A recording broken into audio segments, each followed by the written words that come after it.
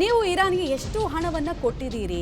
ಏನು secret agreement ಮಾಡ್ಕೊಂಡ್ಬಿಟ್ಟಿದ್ದೀರಾ ನೀವೆಲ್ಲ ಅಂತ ಪ್ರಶ್ನೆಯನ್ನ ಇಸ್ರೇಲ್ ರಾಯಭಾರಿ ಕೇಳಿದ್ದಾರೆ. ಎಲ್ಲಿ? ವಿಶ್ವಸಂಸ್ಥೆ ಸಾಮಾನ್ಯ ಸಭೆಯಲ್ಲಿ. ಚೀನಾ, ಫ್ರಾನ್ಸ್ ಮತ್ತು ಪಾಕಿಸ್ತಾನಕ್ಕೆ ರಹಸ್ಯ ಒಪ್ಪಂದ ಮಾಡ್ಕೊಂಡಿರೋದ್ರ ಬಗ್ಗೆ ಉತ್ತರ ಕೊಡ್ರಿ ನೀವೆಲ್ಲರೂ ಕೂಡ, ನಮಗೆ ಗೊತ್ತಿದೆ ನಿಮ್ದೆಲ್ಲ ವ್ಯವಹಾರಗಳು ಅಂತ ಪ್ರಶ್ನೆ ಕೇಳಿದೆ. ಜಲಸಂಧಿ ನಿರ್ಬಂಧದ ಮಧ್ಯೆ ನೀವು ಒಪ್ಪಂದ ಮಾಡಿಕೊಂಡು ನಿಮ್ಮ ಹಡಗುಗಳಿಗೆ ಮಾತ್ರ ಹೆಂಗೆ ಸೇಫ್ ಪ್ಯಾಸೇಜ್ ಸಿಕ್ತು? ಅದೆಂಗೆ ನೀವು ಆರಾಮ್ಸೆ ದಾಟಿದ್ರಿ? ಅದು ಹೆಂಗೆ ಬಿಸ್ನೆಸ್ ಮಾಡ್ತಿದ್ದೀರಿ? ನೀವೇನು ಕಪ್ಪ ಕಾಣಿಕೆ ಸಲ್ಲಿಸ್ತಾ ಇದ್ದೀರಾ ಅಂತ ಇಸ್ರೇಲ್ ಪ್ರಶ್ನೆಯನ್ನು ಕೇಳಿದೆ. ಇದರ ಅರ್ಥ ಚೀನಾ ಜೊತೆಗೆ ಇರಾನ್ನ ಸಂಬಂಧ ನಿಮಗೆಲ್ಲ ಗೊತ್ತೇ ಇದೆ ಬಿಡಿ. Number 1 oil importer China. ಯಾರ್ದು? ಇರಾನ್ದು.